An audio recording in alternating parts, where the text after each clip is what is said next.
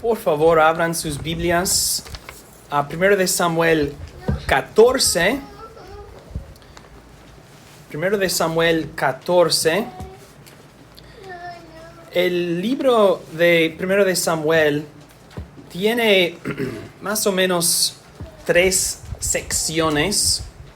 La primera sección es la historia de Samuel. La segunda sección es la historia de Saúl. Y la tercera sección es la historia de David. Y la conclusión de capítulo 14 es la conclusión de la historia de Saúl. Y capítulo 15 inicia la sección de la historia de David. Ahora, estas secciones no son tan divididas. Samuel, Saúl, David corren juntos, pero vemos a la conclusión de capítulo 14 la conclusión de la historia de Saúl, y cuando estudiamos capítulo 15 esta mañana será el inicio de la historia de David. Pero primero vamos a leer en capítulo 14 los versículos 47 hasta el fin del capítulo 14. Y esto es un resumen del reinado de Saúl. 1 de Samuel 14, 47. Después de haber tomado posesión del reinado de Israel, Saúl hizo guerra a todos sus enemigos en derredor, contra Moab, contra los hijos de Amón, contra Edom, contra los reyes de Soba y contra los filisteos. Y a donde quiera que se volvía era vencedor. Y reunió un ejército y derrotó a Amalec y libró a Israel de mano de los que los saqueaban. Y los hijos de Saúl fueron Jonatán, Isui y Malquisua. Y los nombres de sus 2 hijas eran el de la mayor Merab y el de la menor Mical. Y el nombre de la mujer de Saúl era Ahinoam, hija de Ahimaas. Y el nombre del general de su ejército era Abner, hijo de Ner, tío de Saúl. Porque Quis, padre de Saúl, y Ner, padre de Abner, fueron hijos de Abiel. Y hubo guerra encarnizada contra los filisteos todo el tiempo de Saúl. Y a todo el que Saúl veía que era hombre esforzado y apto para combatir, lo juntaba consigo. Esto es el resumen de su reinado y la conclusión de la segunda sección del libro de 1 de Samuel. Ahora bien, antes de leer capítulo 15, es necesario repasar brevemente una parte de la historia de Israel, porque capítulo 15 refiere a eventos que pasaron hace mucho tiempo. Y en el boletín tienen los versículos que necesitan. Y debemos leer lo que pasó en Éxodo capítulo 17, cuando los israelitas salieron de Egipto e iban hacia Canaán. Antes de su pecado y su falta de fe, recuerden que el plan original fue salir de Egipto, entrar en Canaán. Y cuando durante su viaje, el pueblo de Amalek, el ejército de Amalek, atacaron a Israel. No la vanguardia, no los soldados fuertes, sino atacaron la parte de atrás de su grupo, donde estaban las mujeres, los niños, los viejos, los débiles, etc. La parte más vulnerable, los de Amalek atacaron esta parte. Y en Éxodo 17, versículo 14, después de este evento, dice: Y Jehová dijo a Moisés: escribe esto para memoria en un libro, y di a Josué que raeré del todo la memoria de Amalek de debajo del cielo. Dios ha jurado, Dios ha prometido guerra contra Amalek y su pueblo para siempre. Y pasa mucho tiempo, los israelitas no entran en Canaán por su falta de fe y obediencia. esta generación murió en el desierto. La segunda generación va a entrar en el libro de Deuteronomio. Y Moisés da instrucciones a Josué y al pueblo antes de la entrada en Canaán de la segunda generación. Deuteronomio 25, 17 al 19.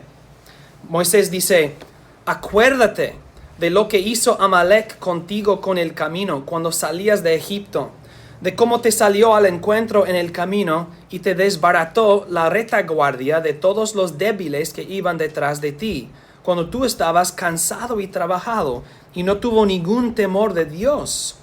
Por tanto, cuando Jehová tu Dios te dé descanso de todos tus enemigos alrededor, en la tierra de Jehová, la tierra que Jehová tu Dios te da por heredad para que la poseas, borrarás la memoria de Amalek de debajo del cielo, no lo olvides. Ahora, 1 de Samuel, capítulo 15. Vamos a leer 1 de Samuel, capítulo 15.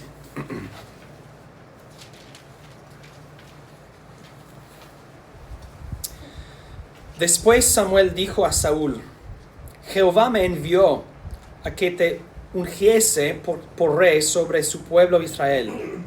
Ahora pues, está atento a las palabras de Jehová. Así ha dicho Jehová de los ejércitos: yo castigaré lo que hizo Amalek a Israel al oponérsele en el camino cuando subía de Egipto. Ve, pues, y hiere a Amalek, y destruye todo lo que tiene, y no te apiades de él.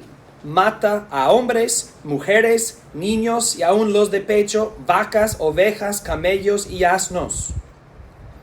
Saúl pues convocó al pueblo y les pasó revista en Telaim 200,000 de a pie y 10,000 hombres de Judá. Y viniendo Saúl a la ciudad de Amalek, puso emboscada en el valle. Y dijo Saúl a los ceneos: idos, apartaos y salid de entre los de Amalek, para que no os destruya juntamente con ellos.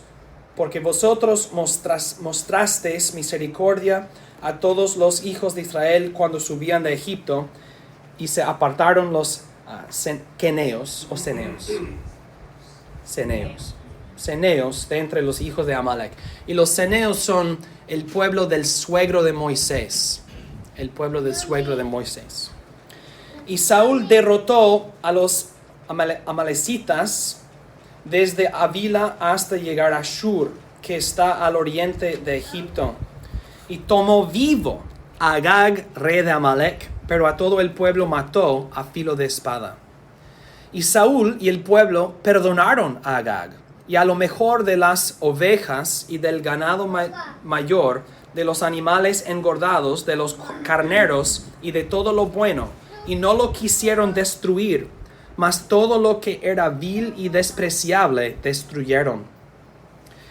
Y vino palabra de Jehová a Samuel diciendo: me pesa haber puesto por rey a Saúl, porque se ha vuelto de en pos de mí y no ha cumplido mis palabras. Y se apesadumbró Samuel y clamó a Jehová toda aquella noche.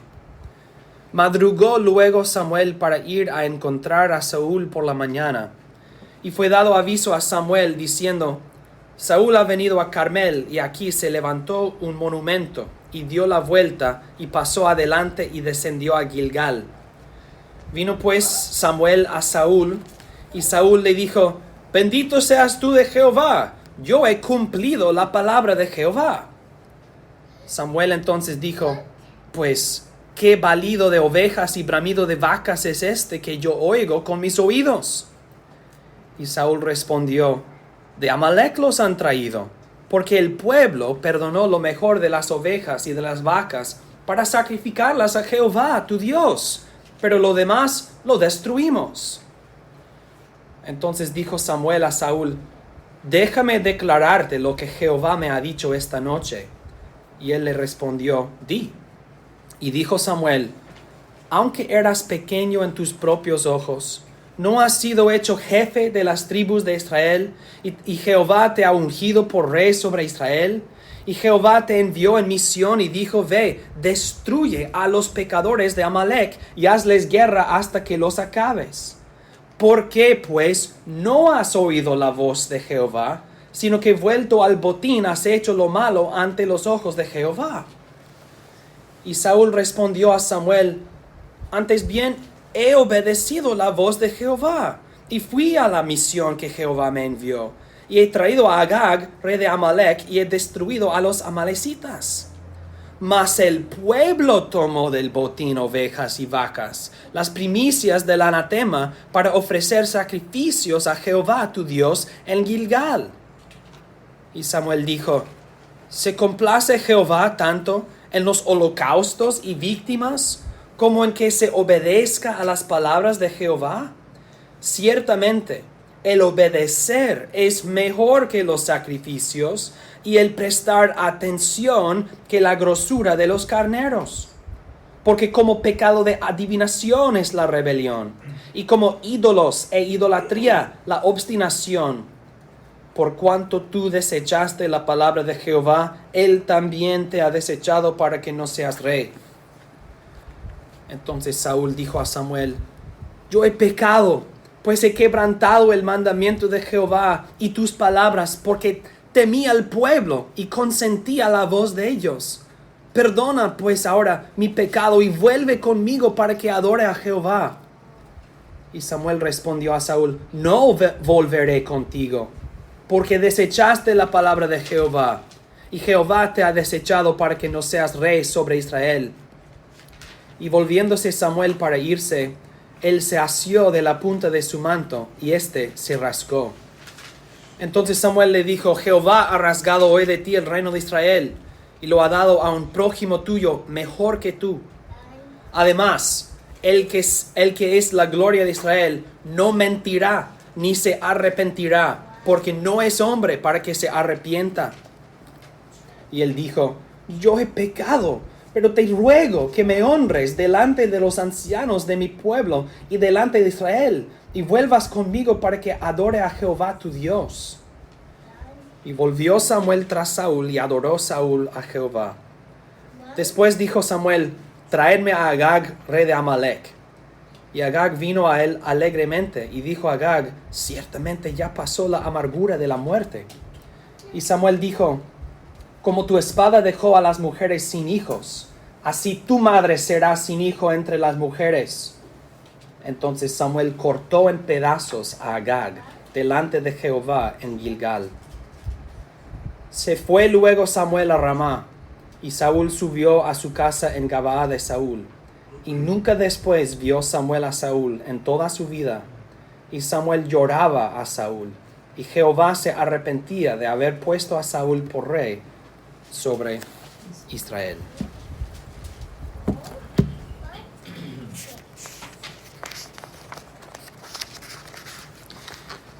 ¿Qué podemos aprender, hermanos, de este capítulo en la palabra de Dios?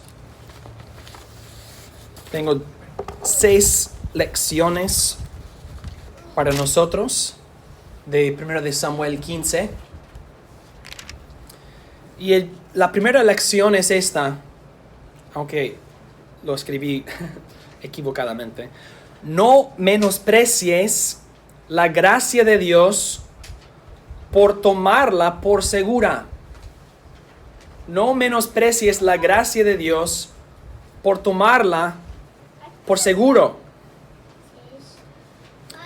Samuel le dice a Saúl que es mejor obedecer que sacrificar.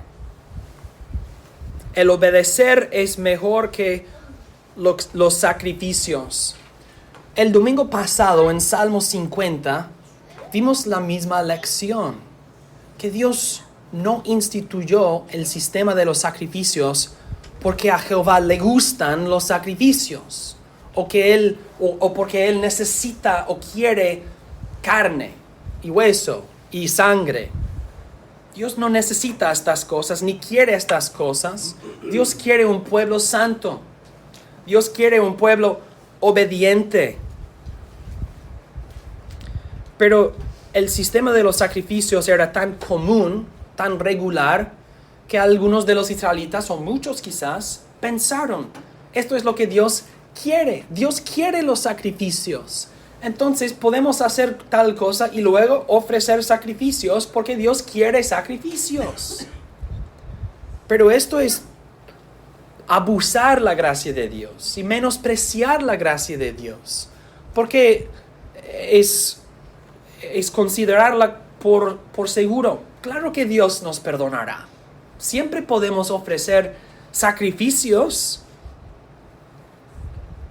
Los cristianos pueden hacer esto cuando piensan, pues puedo arrepentirme, yo puedo pecar, yo tengo remordimiento, pero puedo pecar y luego arrepentirme, luego tomar la cena del Señor y oír el ministro quien proclama el perdón de pecados. Está bien, yo voy a participar en el culto, yo voy a participar en un sistema de arrepentimiento y perdón.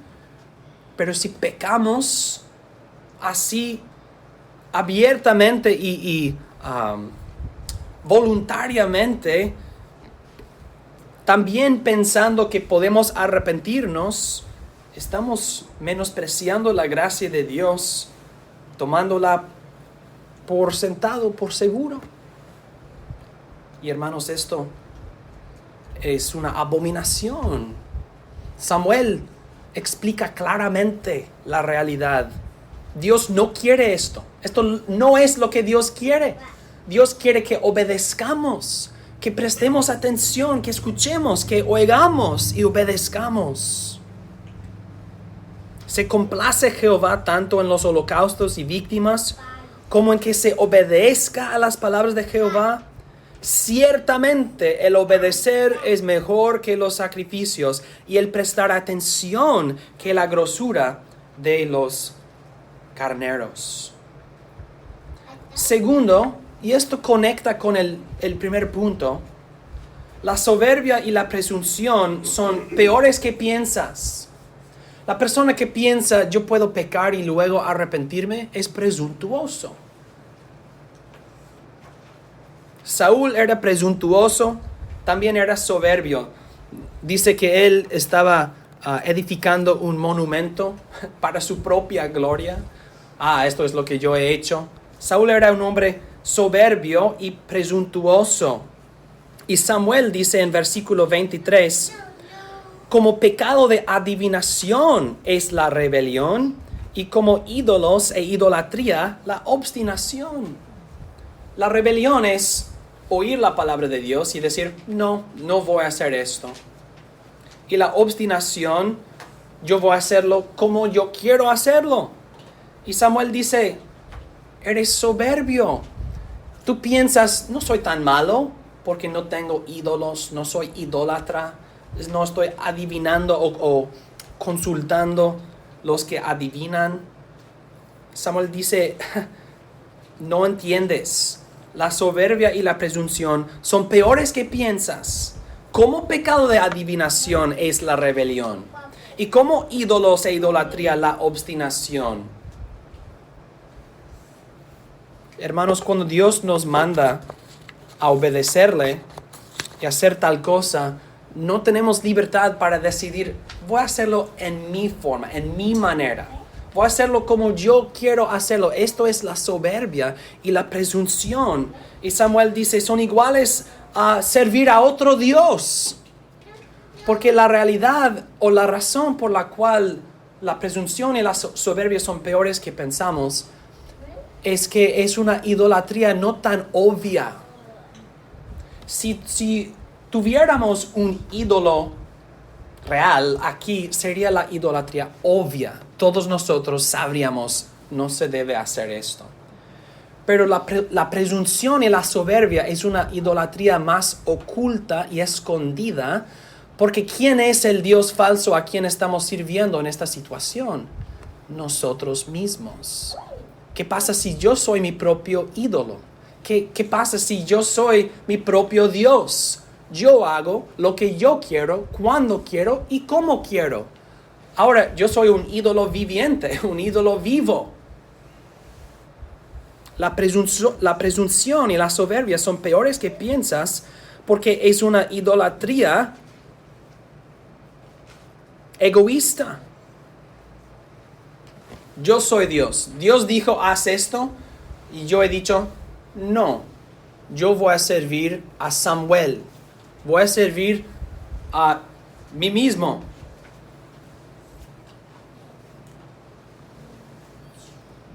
Es fácil evitar este pensamiento en nuestras conciencias. No estoy adivinando, no estoy adorando un ídolo. La verdad es que sí.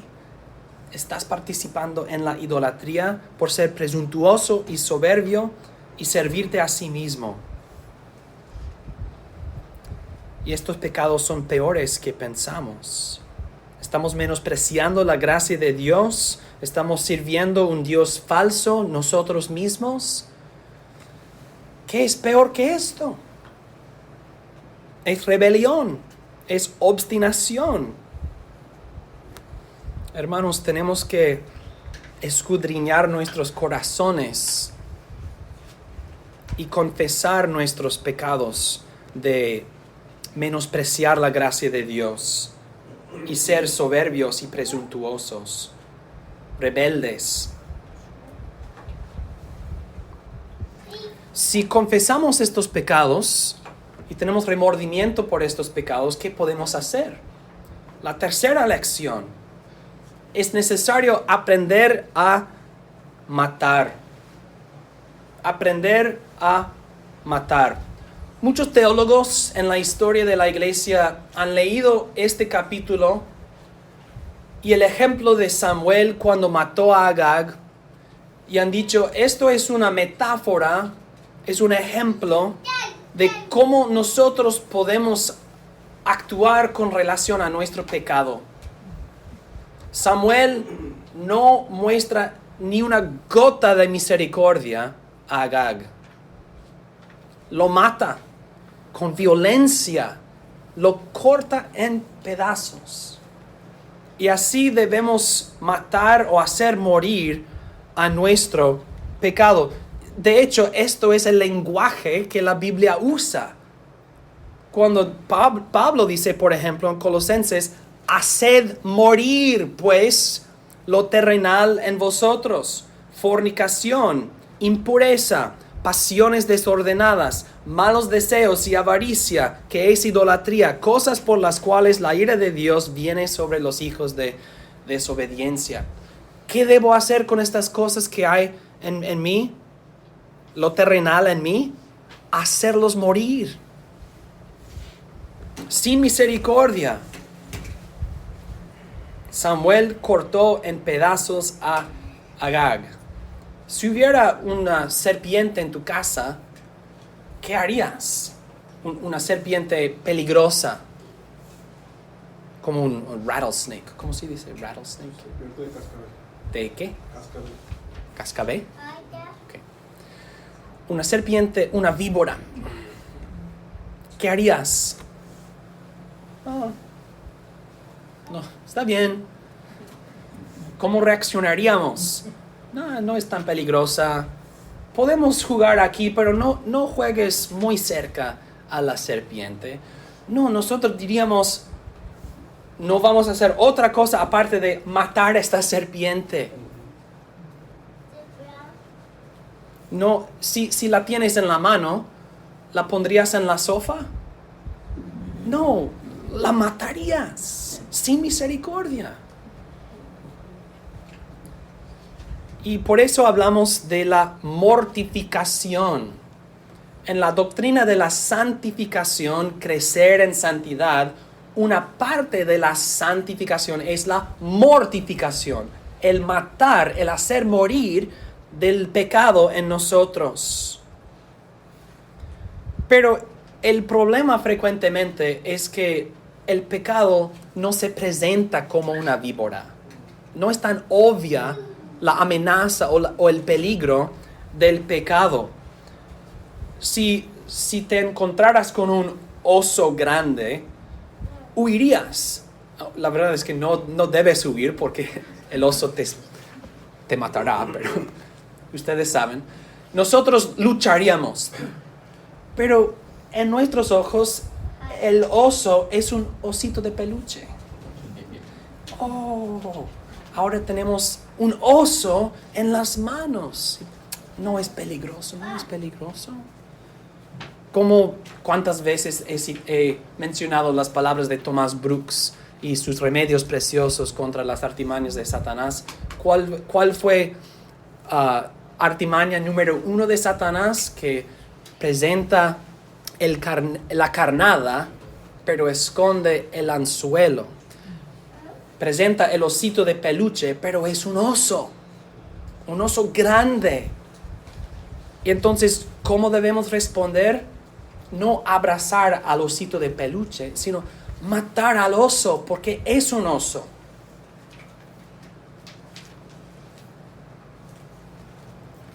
El pecado en tu corazón es necesario hacerlo morir el primer momento que aparece. Matarlo en la raíz, no en el fruto. Pensamos que un lobo es un perrito. Pensamos que un oso es un osito de peluche. Pensamos que una víbora es un juguete. Pero debemos ver con los ojos de Dios. La verdad es que en cierto sentido ni razonamos. Si Dios dice, mata a esto, lo matamos. Pero Dios, su nombre es Agag. Es un hombre como yo. Si Dios dice, mátalo, mátalo. Hay que aprender a matar.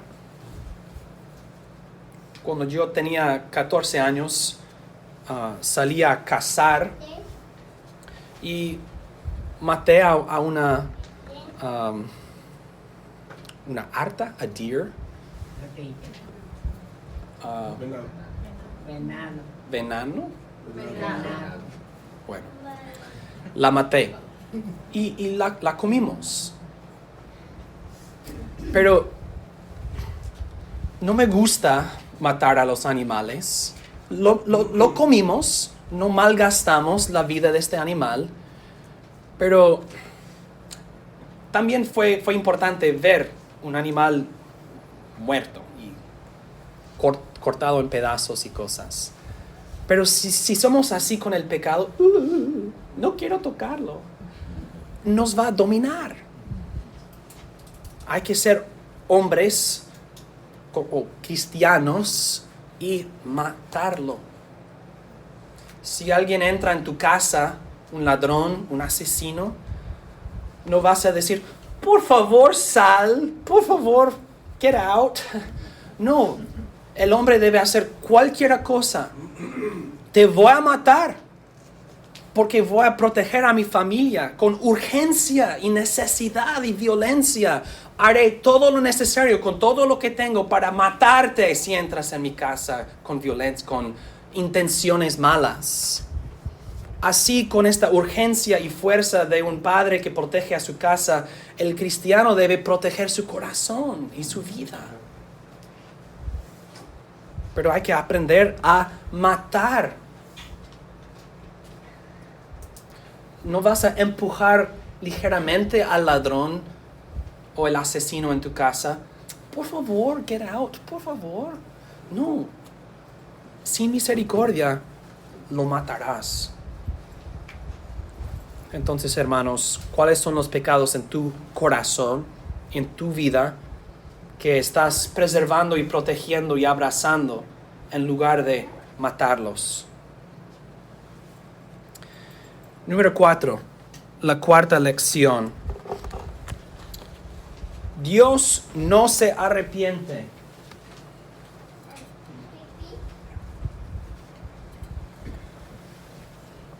Una de las preguntas que muchos hacen en este capítulo y en otras partes de las Escrituras es la pregunta de cómo resolver los diferentes versículos que hablan de las emociones o lo que parecen como emociones en Dios, junto con las declaraciones que Dios no tiene emociones y cosas así.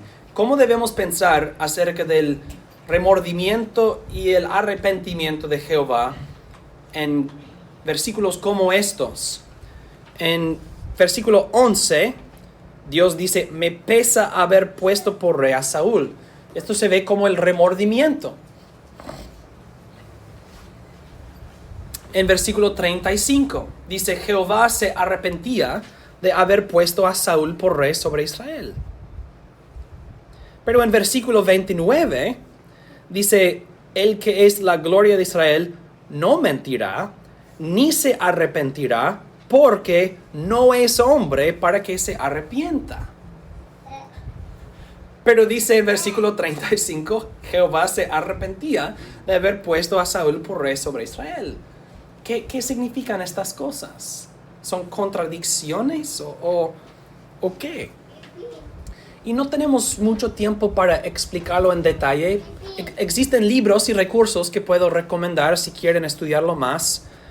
Pero es necesario recordar la inmutabilidad de Dios y la eternidad de Dios.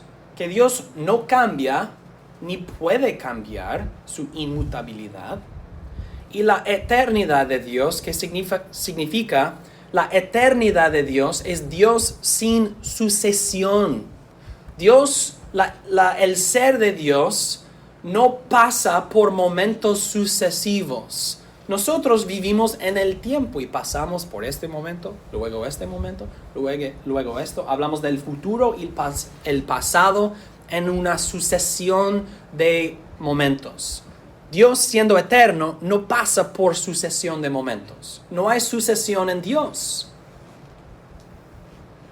Entonces, Dios no puede cambiar por varias razones. Una de ellas es porque Dios no pasa de este momento a este momento a este momento, que sería necesario. Para cambiar, es necesario pasar de un momento a otro momento. Antes yo era así, ahora soy así, en el futuro seré así. Si uno no pasa por momentos sucesivos, no es posible cambiar. Pero aquí en nuestro texto parece que Dios pasa por cambios. Dios tiene remordimiento acerca de Saúl. Dios lo expulsa del trono. Dios se arrepiente. Pero lo más importante es versículo 29, donde Samuel dice, Dios no es hombre. Dios no es hombre. Pero Dios utiliza el lenguaje de los hombres para comunicar con nosotros. Y la conexión entre el arrepentimiento y el remordimiento de Dios y los de nosotros es esto. En capítulo 15 aquí,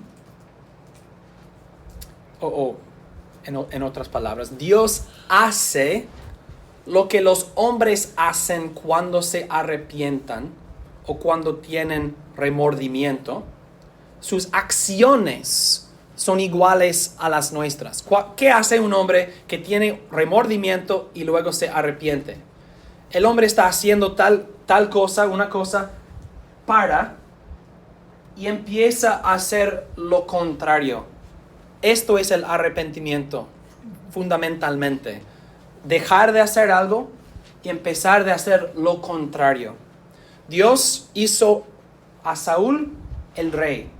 Ahora va a ser lo contrario. Saúl no será rey de Israel.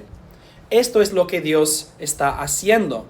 Y los hombres hacen tales cosas cuando tienen remordimiento, aprenden nuevas cosas, se arrepientan y cambian sus planes, cambian sus mentes. Pero no debemos atribuir la vida interior del hombre a Dios, sino hay una conexión entre las acciones de Dios y las acciones de los hombres, y por eso Dios usa este lenguaje. Y también debemos recordar el decreto de Dios. Dios ha decretado todas las cosas. Pero Dios es eterno. Su decreto en su realización es temporal. Entonces lo que Dios decreta eternamente sucede sucesivamente en momentos. Dios decretó hacer rey a Saúl. Dios decretó que también lo quitaría del trono. Dios decretó levantar a David al reino. nosotros y la palabra de Dios y la historia, nosotros vemos todo esto desarrollándose en momentos sucesivos. Pero este desarrollo no está sucediendo en Dios mismo, sino en el mundo que Él ha decretado. De nuestra perspectiva, entonces, vemos Dios hizo esto, dejó de hacerlo, empezó a hacer lo contrario, que se ve como Dios ha cambiado su mente. Pero Dios, como dice en versículo 29, Dios no mentirá, no se arrepentirá porque no es hombre.